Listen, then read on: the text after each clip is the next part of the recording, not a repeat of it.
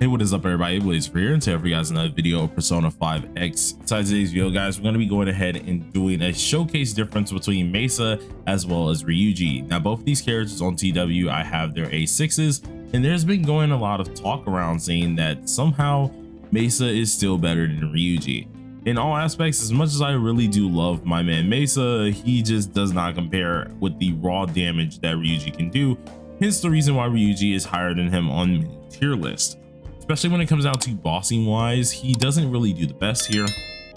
And for AoE damage wise, Ryuji doesn't really need to deal the AoE damage really. He doesn't need any splash damage. The man himself just deals so much nuke damage that once he's able to pair that, and by nuke damage I just mean raw straight up just monstrous damage here.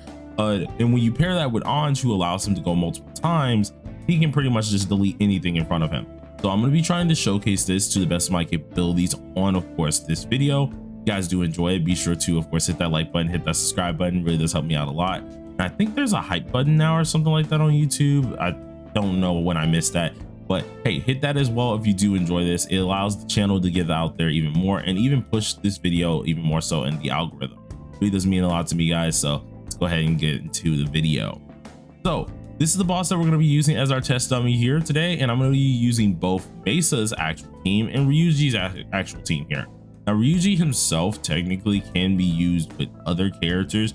I'm only just using Leon here just because it's just about the message, you know. At this point in time, we're never going to have below the 50% that we actually do need for Ryuji right now, and that's because the team I'm using doesn't allow him to, but it still is crazy the amount of damage this guy can deal. So I want to go ahead and showcase this off. There's nothing really going to be different about this here. Ryuji's team is going to look something like this, and then Messa's team is going to look like this, but instead of having turbo, we will have what's it called, our summer Tomoko. Reason for it is because then we're upping his EHR, which is helping our attack overall, and that's going to be great in general. So just to give you guys a little bit of a show of how I'm going to do this, right? The comparison between both my Ryuji and my Messa. Ryuji wise, this is the build he's going to be wearing. He does not have anything upgraded other than, of course, him and his weapon. And if we check out his cards, the man does not have any of these cards upgraded. Do I want to do this still? Do I want to showcase this off the right way? Yes, I do. I'm just doing this for the point to actually tell you guys, Ryuji is highly slept on. If you get him A6, don't sleep on this guy. Now I do understand Messa recently got some buffs on global, but even with those said buffs, I just don't believe it's going to change all too much. Of course, if I'm able to get my hands on a A6 Messa on global and be able to showcase that, I will do that in the future. But right now we're showcasing both of them on TW, which technically have both the same love and care. So he has absolutely no upgrades. His skills, as you guys can see, aren't even fully upgraded fully. They're all at 11. I did not get them to max, which is the 13 mark here. And Ryuji's still pretty decent. Not even his mental image is done. Now, if we go ahead and check out our Messa, which is one of my favorite characters and literally one of my favorite characters in this game. He was the first character besides, of course, S Closer that I decided to A6 here. And I love this dude to death. I gave him a lot of love and care when it came down to his card set, everything that was needed here. He may be overcapped a lot on certain things as well, but he's just pretty much wearing the best they can get. Got the 5-star weapon being level 80 here. All of his skills are maxed as well. His mental images are maxed, so there's no excuse there. And then, of course, when it comes down to his card set, this is also maxed in the way that I wanted them to actually perform. So off that, you guys kind of see a little bit of what the differences between both characters are and the love and care in between them.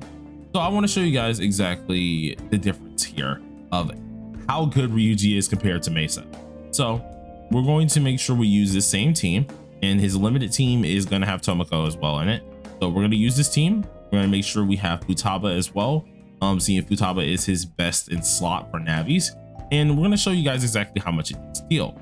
Now, for anyone who doesn't know how Messa does work, pretty much after A2, you're able to actually just do whatever the heck you want and start dealing physical damage on top of your dot damage. Your bleeds no longer go anywhere. They're no longer like heavily removed or anything like that. You just have them stacked up while you're dealing consecutive amount of damage just to the enemy here.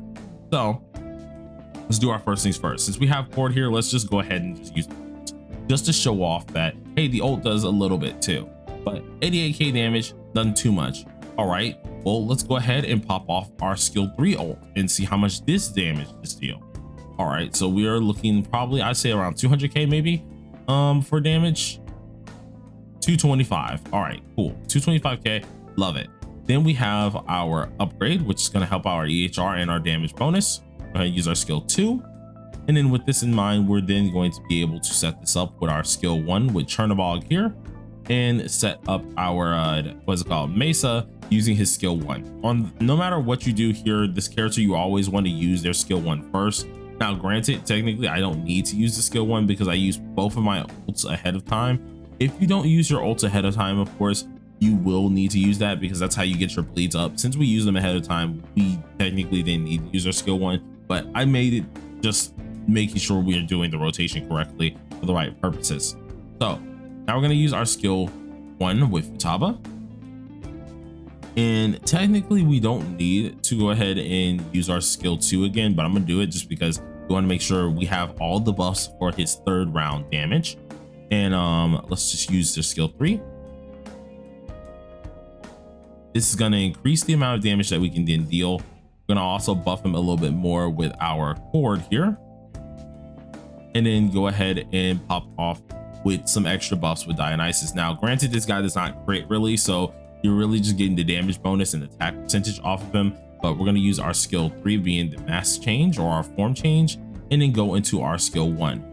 This is immediately going to deal us about, let's see, 433k. First slash, not bad, on top of course the lovely follow up there, 444k, not bad at all here. And that's just on the 2nd turn. Now if we're going to the 3rd turn, you guys are going to understand real quick how much damage this guy really is lacking, and how far behind this unit really is, and why he does need a little bit more than the current buffs that he does have. But I'm gonna go ahead and pop off our skill 3 again. This is on weakness, by the way. This is on a weakness with Cord's ult here, and he dealt around 982.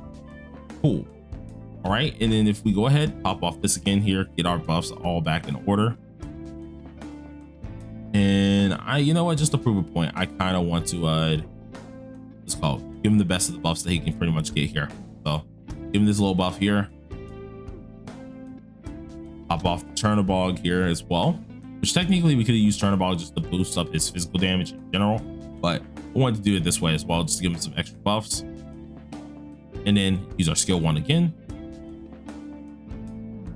and we dealt around 1.4, I mean 1 mil. Cool. On top of this, 1 mil with some extra digits there. Not bad, right? Now the reason why I find this whole argument a little bit weird is because the amount of monstrosity damage this man Ryuji can deal, right? Messa is really good, don't get it twisted, he's an awesome character, but for sheer output damage, it's not even close. And I mean, the comparison is very unfair to actually do.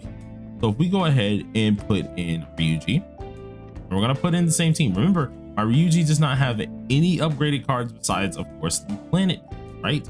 So if we go ahead and put in Ryuji, use the same, well, I guess use a team that's somewhat similar, but this time I'm going to run with Turbo for this team, just because why not? We need more pin anyways. I just want to go ahead and use this in general. I want to show you guys the difference in power that this guy Ryuji can do, because unlike Messa, Ryuji can actually crit, and these forceful crits can easily happen with his skill 3. So go ahead and pop this off here, use our skill 3. All right, use our skill 1 right here. And then as we're getting everything together, we have to first set him up. Got to set him up. So we did 3 turns for Messa. We're going to do 3 turns technically for this guy. Well, technically, I guess 2 turns for this guy, because there's not really a need to do 3 turns if you think of it. So we're going to go ahead and buff first round, because this is going to last 2 whole rounds anyways. So there's no need to not buff this round. We'll just go ahead and pop off our other skill for the next round instead, making sure he deals more damage with a physical hit.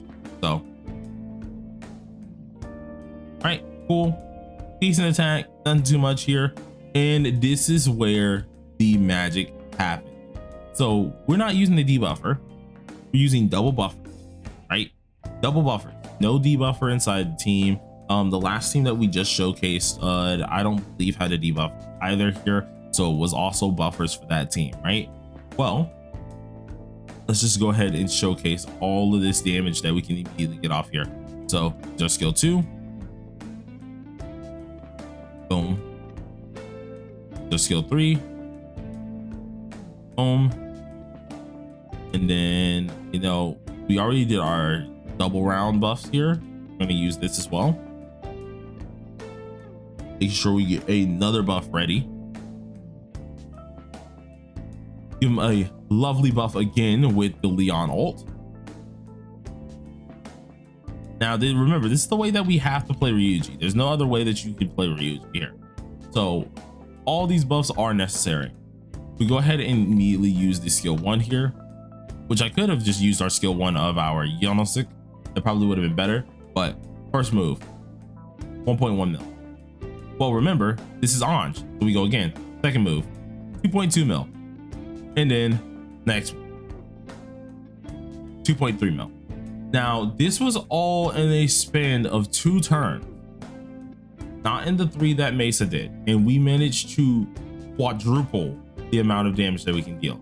So if we ended up repeating that process to 4 turn mark, if we wanted to repeat that process for the 4 turn mark, we would already be miles ahead of Messa. The highest he ended up hitting was 978k, I think it was.